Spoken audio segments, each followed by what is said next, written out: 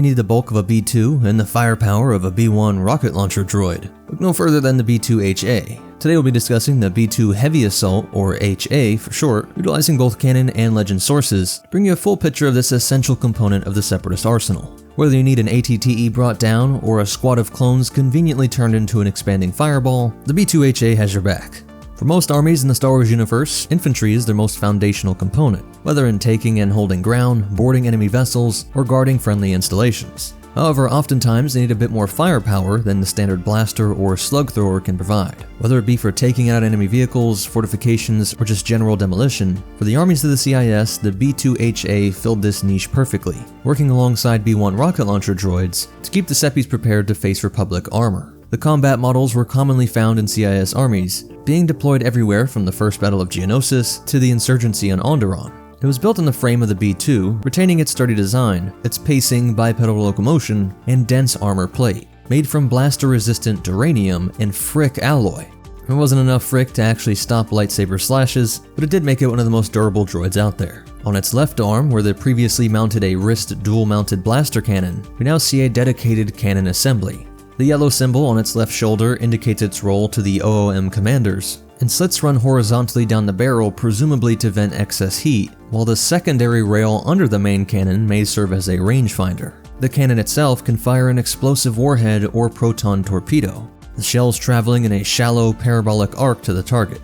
This can enable the droid to hit targets not in the direct line of sight, lobbing the shells behind cover to destroy the enemy. Compared to its compatriot, the B1 armed with RPS-6 or E-60R rocket launchers, the B2-HA certainly has advantage with durability, but due to its less humanoid structure, it's not as good at taking cover or firing from an ambush, and has certainly never been depicted doing so.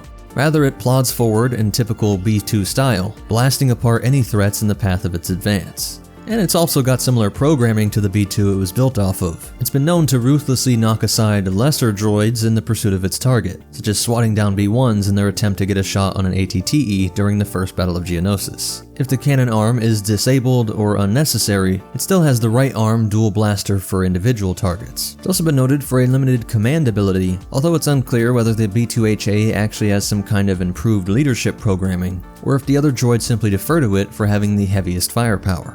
It also differs from having a system of dedicated heat exchangers on its back. The B2 line was known for occasional overheating problems, and these exchangers were likely added to stop this persistent problem from growing worse with the addition of this cannon. Though these can be a weak point in the armor if targeted by Republic troops, an obvious sight to snipe at, or just overwhelm with their DC-15s if Republic troops got behind them.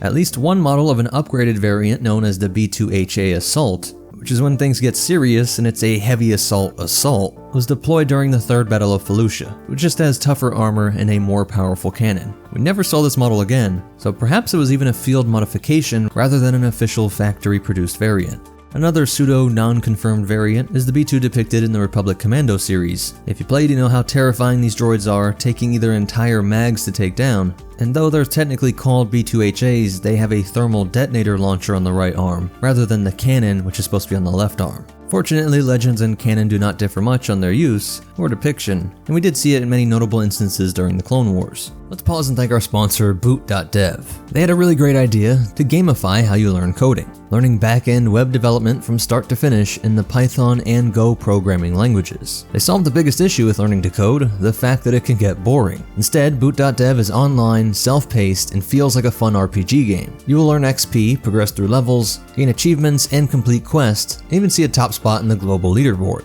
I haven't needed him yet, but there is Boots, the coding wizard bear that can help you with an answer if you get stuck. He's an AI that will ask you questions to help you understand, rather than just give you the answers. According to Stack Overflow, the median salary for back-end developers in the US in 2023 was over $100K. But they never want a student feeling like they spent money on something that isn't helping them, so they offer a 30-day no questions asked refund policy. And a free demo of every course and its interactive features, all of their content is free to read and watch in guest mode. The paid membership unlocks interactivity and the game that goes with it that makes it a lot more fun. But you can head over there and check it all out for free right now. And if you want to get serious about it, click on the link in the description box and use my code MetaNerdzLore to get 25% off your first payment for Boot.dev. That's 25% off your first month or your first year, depending on the subscription you choose. Thanks again to Boot.dev, make sure to check them out.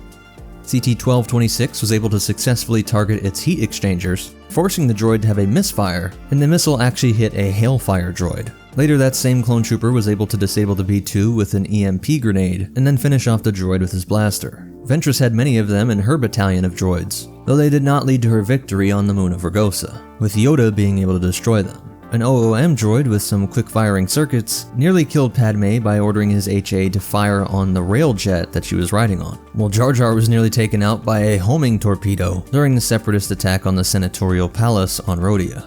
And in their attempt to free Newt Gunray from the Venator-class Star Destroyer Tranquility, HAs did make up part of the Separatist boarding party, proving how deadly effective it can be by rushing out of the Droid-class boarding ship, having standard B2s lay down fire, and this cannon arm blasting through any hardened defenses. You can imagine it'd be useful for blowing through the doors located throughout an enemy ship as well. Bane would utilize them during an attack on the outpost on the planet Deveron, and Republic forces thwarted Aurra Singh's utilization of them, going to the extreme measures of destroying a dam and causing a flood to take out the invading droid forces. And to the Guerreras and the rest of the guerrilla fighters on Onderon, they actually might have faced the heaviest presence of B2-HAs in the entire Clone Wars, where we see at least 3 of them being used, one in a small skirmish outside the capital city Isis, while another 2 were inside the city while the rebels were trying to liberate it. And of course, the destruction of all these elite droid forces is what prompted Kalani to unleash the HMP droid gunship.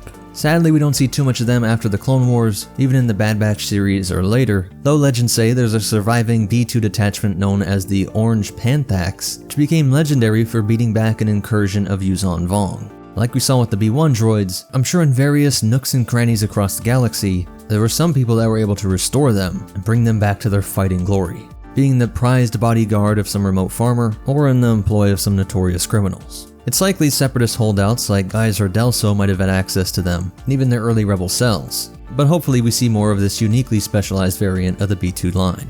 As for the dimensions, they are identical to the B2, standing 1.93 meters in height, or about 6 foot 4 inches, which means all of the Yoda species put together would still be shorter than this B2, or about 20 centimeters taller than the Senate. If it showed up here on Earth, it'd be taller than almost everyone, it could bully the Tesla bots, but DJ Diesel would still look down on it. The standard B2 was noted to be 1,000 times more expensive than a B1, and you gotta imagine the HA was even more expensive than that, but I have to assume that's some sort of propaganda, either to make clones feel good about taking them out, because there's no way the cheap Neimoidians were paying 1.2 million credits for a B2. That's 10 times the cost of a Hyena bomber, or you could have had 57 droidicas. That's it for the breakdown, and as for some cool facts and behind the scenes stuff, the B2-HA in LEGO Star Wars The Clone Wars 3 shoots regular rocket projectiles at a much faster rate, rather than the more normal pink shells. And like the B2 in general, its fame is very different from the movie-accurate version that the Republic Commando goes with, versus the Clone Wars model, which is not as bulky, and with a thinner waist and more triangular torso.